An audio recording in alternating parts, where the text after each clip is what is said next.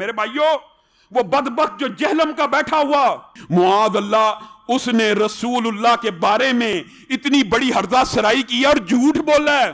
اس نے کہا ہے کہ یہودی کہتے تھے کہ رسول اللہ صلی اللہ علیہ وسلم معاذ اللہ ثم معاذ اللہ، ہم یہ لفظ نہیں کہہ سکتے، کل کے چھوکرے ہیں معاذ اللہ۔ دنیا میں آنے والے ہر پیغمبر کے ساتھ اس کی قوم نے جو پہلا اعتراض کیا بنیادی وہ یہی تھا کہ ہمارے باپ دادا پاگل تھے، انہوں نے کیا داڑیاں دھوپ میں سفید کی تھی؟ یا رب، کیا ان کو کچھ پتہ نہیں تھا؟ یہ کل کا چھوکرا آ کر ہمیں یہ سمجھانے لگا ہے دین، یہ کل کا چھوکرا آ کر ہمیں یہ سمجھانے لگا ہے دین، یہ کل کا چھوکرا آ کر ہمیں یہ سمجھانے لگا ہے دین۔ یہ ضد تو علماء یہود میں آئی ہے تو انہوں نے نبی کے سامنے ہوتے ہوئے ان کو ماننے سے انکار کر دیا۔ اللہ تعالیٰ ماتا نا ان الدین عند اللہ الاسلام، اللہ کے حضور تو صرف دین اسلام ہی ہے۔ وَمَا اخْتَلَفَ الَّذِينَ أُوتُوا الْكِتَابَ إِلَّا مِن بَعْدِ مَا جَاءَهُمُ الْعِلْمُ بَغْيًا بَيْنَهُمْ، اہل کتاب کے علماء نے یہ واضح علم آ جانے کے بعد جو نبی کا انکار کیا، بغیم بینہم، ضد کی وجہ سے کیا کہ ہم اس کے نیچے کیوں لگے، یہ ہمارے نیچے کیوں نہ لگے۔ اس لیے میں کہتا ہوں مولوی اتنی پیڑی شے اللہ دے بندے ہو کہ وقت دے پیغمبر دی گل کوئی نہیں جی سندا، تہاڈی میری کنے سننے۔ یعنی علماء یہود پروفٹ کے مقابلے پہ کھڑے ہوئے تھے اور انہوں نے اپنی پبلک کی مت مار دی۔ 10 یہودی بھی ایسے نہیں تھے جو آپ پہ ایمان لائے ہوں آپ کی مبارک زندگی کے اندر۔ کیوں؟ بغیم بینہم، مولوی ان کے بڑے بڑے جو پادری بیٹھے ہوئے تھے وہ کہتے تھے یہ کل کا چھوکرا آ کے ہمیں بتائے گا۔ یعنی نبی علیہ السلام تو ان کے بچوں کی مانے دی تھے نا، عمر کے اعتبار سے دیکھا جائے، جہاں 70-80 سال کے بابے بیٹھے ہوں وہاں ایک 40 سال کا بندہ اگر دعوت حق لانچ کرے، یا 50 سال آپ علیہ السلام جب بھی نہیں مدینہ شریف میں گئے ہیں ہجرت کے وقت 52 ایئرس کے قریب ایج تھی، تو کس نے بات سننی ہے جناب؟ آج نہیں لوگ بات سن رہے تو آپ یہ یہ جو علماء کا فتنہ کتنا بڑا فتنہ ہے کہ اگر علماء ہردرمی پہ اتر آئیں تو وقت کے پیغمبر کی بات بھی کوئی نہیں سنتا۔ حضرت عیسیٰ علیہ السلام کے مقابلے پہ کون کھڑا ہوا تھا؟ علماء یہود۔ چلیں یہاں تو یہ تھا کہ نبی علیہ السلام بنو اسماعیل میں سے تھے اور یہودی جو بنی اسرائیل میں سے۔ حضرت عیسیٰ علیہ السلام تو آئے بھی خود یہودی نسل تھے، بنی اسرائیل تھے، ان کی بات بھی نہیں سنی، صرف اس لیے کہ انہوں نے غلطیاں ہائی لائٹ کی۔ آج بھی آپ مولویوں کی غلطیاں ہائی لائٹ کریں، ان کی دم پہ آپ پاؤں رکھ کے دیکھیں، نہیں بات مانیں گے، اور خود انہوں نے ہر طرف ادھم مچایا ہوگا، ہر ایک کی غلطی ہائی لائٹ کریں گے۔ اسی اور رسول اور مبادی کے اوپر جب آپ ان کی غلطی ہائی لائٹ کریں وہ بات ماننے کے لیے تیار ہی نہیں ہوں گے۔ کیونکہ عیسائی سمجھتے تھے کہ جسے ہم خدا سمجھتے ہیں اس کے قاتل یہ ہیں، انہوں نے سولی چڑھایا ہے۔ یہودی سمجھتے تھے کہ کافر جو تھا، مرتد جو تھا، جادوگر تھا، ولد الحرام تھا، ولد الزنا تھا، اسے یہ خدا کا بیٹا بنائے پھرتے ہیں۔ علی بھائی اگلا سوال ہے، آپ کے استاد ڈاکٹر اسرار احمد صاحب نے سورۃ المائدہ کی آیت نمبر 14 کے کانٹیکس میں اپنی تفسیر بیان القرآن میں یہودیوں کے ریفرنس سے حضرت عیسیٰ علیہ السلام کے لیے کافر، مرتد، ولد الزنا اور ولد الحرام جیسے گستاخانہ الفاظ یوز کیے ہیں۔ اسی طرح آپ نے بھی اپنی ایک ویڈیو میں نبی صلی اللہ علیہ وآلہ وسلم کے لیے یہودیوں کے ریفرنس سے لفظ چھوکرا یوز کیا ہے۔ کیا گستاخانہ الفاظ دہرائے بغیر قرآن و سنت کی شرح بیان نہیں ہو سکتی؟ والعیاذ باللہ تعالی۔ دیکھیں یہ آپ مشورہ تو ضرور دے سکتے ہیں، لیکن بعض اوقات آڈینس تک بات پہنچانے کے لیے نقل کفر نباشت یہ کرنا پڑتا ہے۔ اس میں مقصد نعوذ باللہ توہین نہیں ہوتا، بلکہ اس کو تو ٹاپک کو ڈسکس بھی نہیں کرنا چاہیے کہ وہ جو بندہ قرآن کی تفسیر بیان کر رہا ہے تو وہ معاذ اللہ کسی کی توہین کے لیے بیان کر رہا ہے۔ ناٹ ایٹ آل، ایسا نہیں ہے۔ ڈاکٹر اسرار صاحب چونکہ آپ کو پتہ ہے ایکسٹروورٹ تھے، یہ انہوں نے کئی ایک جگہ پہ نا استعمال کیا ہے، یہ مجھے پتہ ہے۔ انہوں نے کبھی وہ آؤٹ آف ویڈ لاک لفظ یوز کیا کہ یہودی کہتے تھے حضرت عیسیٰ علیہ السلام آؤٹ آف ویڈ لاک پیدا ہوئے ہیں، بلکہ ایک دفعہ تو انہوں نے ولد الحرام یہ الفاظ بھی استعمال کیے۔ جب وہ یہودیوں کی طرف اسے منسوب کر رہے ہیں نا تو یہودی تو کہتے تھے یہ، اس میں ڈاکٹر اسرار صاحب پہ غصہ کھانے کی ضرورت نہیں ہے۔ قرآن میں بھی آیا نا کہ مریم سلام اللہ علیہا کے اوپر بہتان عظیم لگایا، ٹھیک ہے، یہودیوں نے، ٹھیک ہے۔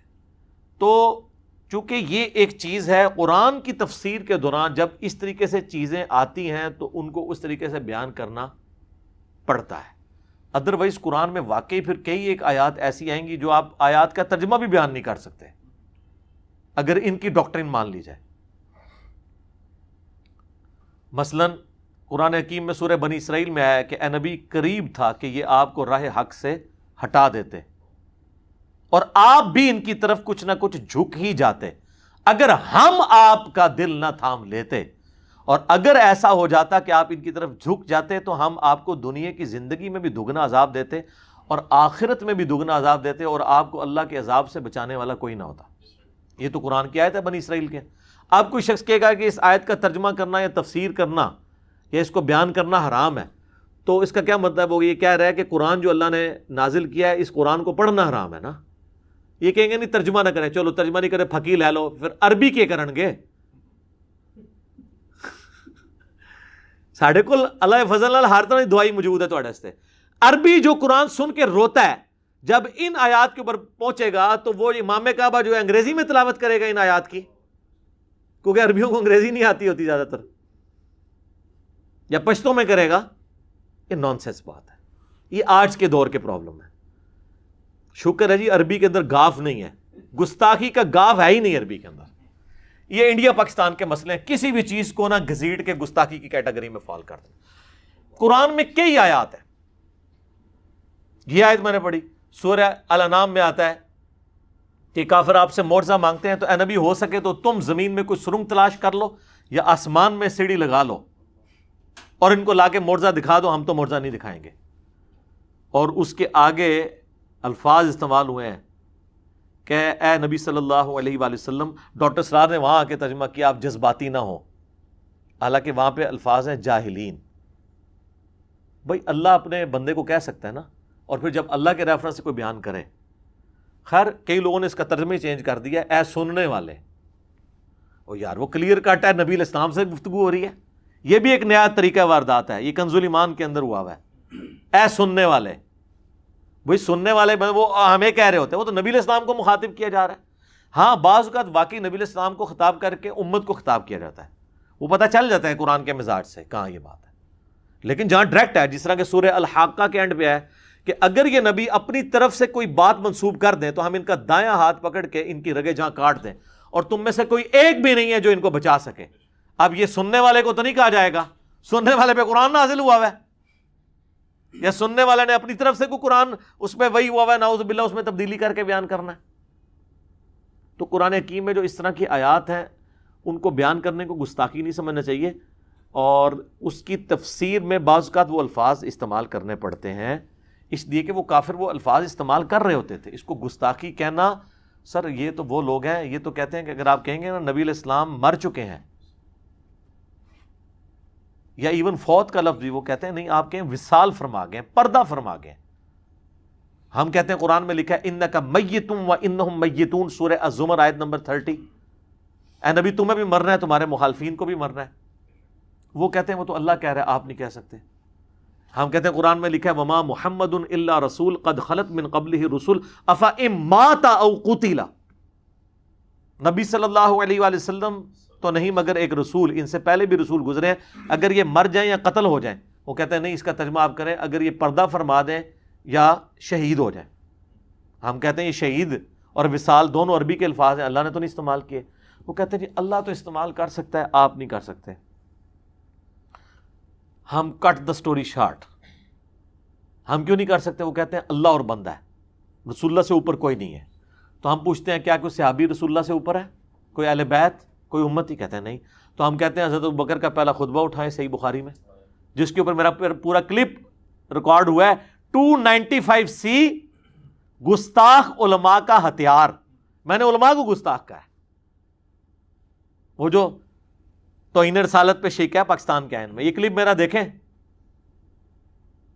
اس میں نے کہا کہ حضرت ابوبکر صدیق پہ بھی انہوں نے 295C لگوا دینی تھی. بخاری میں موجود ہے، حضور کی میت کے اوپر آ کے پہلے کفن ہٹا کے بوسہ دیا، باہر آ کے ممبر پہ خطبہ دیا حضرت ابوبکر نے، اور پہلا جملہ بولا الا، کان کھول کے سن لو، من کان یعبد محمدن فإن محمدن قد مات.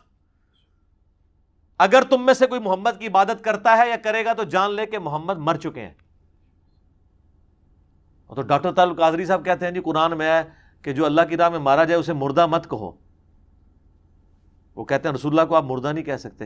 سر رسول اللہ کو ہم مردہ نہیں کہہ رہے, ہم کہہ رہے ہیں رسول اللہ مر چکے ہیں. ہم تو کہہ رہے ہیں یا تو نبی ہے, آخرت کی زندگی میں زندہ ہے. حضرت ابوبکر نے یہ نہیں کہا کہ وہ مردہ ہیں, کہا کہ مر چکے ہیں, دنیا سے جا چکے ہیں, اب آخرت کی زندگی میں موت آئی ہے ان کو. یہ دو باتوں کو مکس نہ کریں. تو من کان یعبد اللہ فإن اللہ حی لا یموت, جو اللہ کی عبادت کرتا تھا وہ جان لے اللہ زندہ ہے, اللہ کو ابھی موت نہیں آئے گی. یار حضرت ابوبکر نے ایک فرضی جملہ بولا ہے, نہ قرآن تھا نہ حدیث تھا. پہلے تو حضرت ابوبکر صدیق رضی اللہ تعالیٰ پہ معاذ اللہ یہ بات کرو نا کہ تم نے کس نے جرت کی ہے, کو کر سکتا ہے اپنے ایمان سے ہاتھ دھو بیٹھے گا. پھر انہوں نے اپنی بات کی دلیل میں سورہ الزمر آیت نمبر 30 تلاوت کی اور سورہ آل عمران 144 جو میں نے تلاوت کی ہے. تو حضرت ابوبکر تو اللہ نہیں ہے. انہوں نے بہار شریعت کے شروع میں عقائد متعلقہ نبوت میں لکھا ہے اعلیٰ حضرت کے خلیفہ نے, اور یہ وہ پورشن ہے جو اعلیٰ حضرت نے خود لفظ بلفظ پہلے 3 حصے پڑھے ہوئے ہیں. وہ کہتے ہیں کہ جہاں قرآن پاک میں اللہ تعالیٰ نے اپنے نبیوں پر گرفت کی ہے, یہ عطاب فرمایا ہے, ان آیات کا درس دینا بھی حرام ہے, تلاوت کے علاوہ نہیں کر سکتے. اسی میں سے تو عبرت پکڑنی تھی کہ اللہ تعالیٰ کا تو کوئی پیغمبر بھی رشتہ دار نہیں ہے, تو تم لوگ کہاں سے رشتہ داریاں نکال رہے ہو؟ اللہ تعالیٰ تو اپنے معاملات کے اندر بالکل اسٹریٹ فارورڈ ہے. اور سورہ الاعراف میں آیا کہ ہم نے قصہ آدم اور ابلیس تم سے اے بنی آدم اس لیے بیان کیا کہ جس طرح تمہارے ماں باپ کو ورگلایا تھا کہیں شیطان تمہیں نہ ورگلا دے. اور اس سے آگے تو بڑے سخت الفاظ ہیں کہ تمہارے ماں باپ کے کپڑے اتروا دیے تھے. یہ ہوتے کہتے ہیں کہ اللہ یہ تھا ہاتھوں لا رہا, کپڑے لو آ چڑھے رہے, تھوڑا سکپ کر دے. لیکن اللہ تعالیٰ نے مقصد ہے سمجھانا. کافروں نے بھی اعتراض کیا تھا نا کہ یہ مکڑی کی مثال اور مکھی کی مثال کیوں؟ اللہ نے کہا اللہ نہیں شرم محسوس کرتا, اللہ کا مقصد بات سمجھانا ہے. ٹھیک ہے, اللہ کا مقصد قطعاً یہ نہیں ہے کہ اس نے جو ہے وہ نعوذ باللہ من ذالک اس وجہ سے لوگوں کو چھوڑ دینا ہے کہ وہ لوگ یہ کہیں گے کہ یہ الفاظ کیسے استعمال کیے. بھائی آخری لیول تک سمجھانا ہے. تو اس طرح ڈاکٹر اسرار صاحب رحمہ اللہ نے جو یہ الفاظ استعمال کیے ہیں یہ یہودیوں کے, یہودی کہتے تھے, یہ حقیقت بات ہے کہ وہ انہیں آؤٹ آف ویڈ لاک مانتے تھے. وہ مسیحا کے انتظار میں ہے جو خود عیسیٰ ابن مریم تھے, وہ آ کے جا چکے, قرب قیامت میں آئیں گے. اب دجال آئے گا, اس کو وہ اس لیے اسے مسیح دجال کہا جاتا ہے. وہ جھوٹے والا مسیح ہے اور یہ ہے عیسیٰ مسیح ہے, سچے والے کرائسٹ. وہ اینٹی کرائسٹ ہے, جعلی کرائسٹ ہے. وہ اس کو وہ مسیحا اپنا مان لیں گے اور مسلمان عیسیٰ ابن مریم کو مانیں گے جب وہ قرب قیامت میں اتریں گے. تو ڈاکٹر اسرار صاحب کا قطعاً مقصد حضرت عیسیٰ کی توہین کرنا نہیں تھا. بیان القرآن میں کئی جگہ وہ بلکہ خود بول کے کہتے ہیں, ڈاکٹر اسرار صاحب جب قرآن میں سخت آیات آتی ہیں اس کو سخت لہجے میں بولتے ہیں اور کہتے ہیں میں نے کوشش کی ہے کہ اللہ نے جس طرح سمجھایا نا میں آپ کو کوشش کروں. سر وہ عربی جو جانتا ہے اسے پتا ہے وہ ویسے ہی اللہ نے نازل کی ہے. ٹھیک ہے, تو جب کافروں کی کوئی نقل اتار رہا ہے وہ اس لیے نہیں اتار رہا کہ رسول اللہ کی توہین کرے, وہ اس لیے اتار رہا ہے کہ ان کافروں کے کفر کو واضح کرے. اس کو کوئی توہین نہیں شمار کر سکتا. سر انہوں نے تو کچھ چھوڑا نہیں, قرآن میں آتا ہے وہ کہتے تھے یہ جادوگر ہے, نعوذ باللہ. یہ اگلے لوگوں کی کہانیاں پڑھتا ہے, سورہ الفرقان, سورہ بنی اسرائیل, سورہ انبیاء پڑھ کے دیکھیں, اس پہ جادو ہوا ہے, یہ مجنون ہے, نعوذ باللہ. اس کو پریشان خواب آتے ہیں جو یہ بیان کرتا ہے. اس نے ایک اجمی غلام رکھا ہے جو اسے صبح شام پڑھاتا ہے اور یہ آ کے ہمارے سامنے یہ رکھتا ہے. ٹھیک ہے سر, شاعر ہے, نعوذ باللہ دیوانہ ہے. اس طرح کی جو مثالیں نبی علیہ السلام کے بارے میں کافروں نے یعنی باتیں بیان کی اور اس کو سمجھانے کے لیے کوٹ کرنا پڑتا ہے, اسے گستاخی نہ شمار کریں. آپ دیکھیں سورہ الانعام میں آتا ہے کہ یہ نبی کو اس طرح پہچانتے ہیں جس طرح اپنے بیٹوں کو, اور پریکٹیکلی انہوں نے بیٹا ہی بنایا ہوا تھا. وہ کہتے تھے ان کی کالی داڑھی ہے, ہم تو اتنے بڑے بڑے بابے بزرگ بیٹھے ہوئے ہیں قلعوں کے اندر مدرسے کھول کے اپنے یہودیوں کے, ہم اس کی بات کیوں مانیں. ٹھیک ہے, اسی کانٹیکسٹ میں نے یہ بات کی تھی نا ایک دفعہ کہ وہ تو نبی علیہ السلام کو ایک ینگ بوائے ٹھیک ہے کے طور پہ سمجھتے تھے. وہ کہتے ہیں اس نے نبی کے لیے چھوکرا لفظ بول دیا. وہ میں نے نہیں بولا, وہ بولتے تھے, وہ تو اس سے آگے بولتے تھے. وہ تو نعوذ باللہ کہتے تھے یہ پیغمبر ہی نہیں ہے, اس نے رسول اللہ پہ جھوٹ باندھا ہوا ہے, نعوذ باللہ. تو جب ہم یہ بات کرتے ہیں وہ یہ کہتے تھے تو ہم نہیں توہین کر رہے. اگر آپ کہتے ہیں یہ الفاظ بدلنے ہوں گے تو سر قرآن کو تو نہیں بدلا جا سکتا, احادیث کو نہیں بدلا جا سکتا, جو الزامات لگے ان کو تو اس طریقے سے تو نہیں بدلا جا سکتا. الزامات موجود ہیں, ہم رسول اللہ کے دفاع پہ کھڑے ہیں. ٹھیک ہے, تو آگے پیچھے سے ان باتوں کو نہ لیں ورنہ پورا قرآن و حدیث ہی آپ کو بدلنا پڑے گا. وہ مذاق کے لیے کہتے ہیں نا, ایک بندے نے قرآن کھولا تو اس نے دیکھا قرآن میں شیطان کا نام اتنی دفعہ ہے, اس نے کہا اتنی پاکیزہ کتاب میں, تو اس نے اپنے دوست کو کہا کہ میں نے آج جناب قرآن میں شیطان کا نام کاٹ دیا ہے. تو انہوں نے کہا کیا کیتا ہے؟ انہوں نے کہا کسی جگہ تیرا نام لکھ دیتا ہے, کسی جگہ اپنا نام لکھ دیتا ہے, تاکہ کم از کم کتاب تے پاک ہو جائے.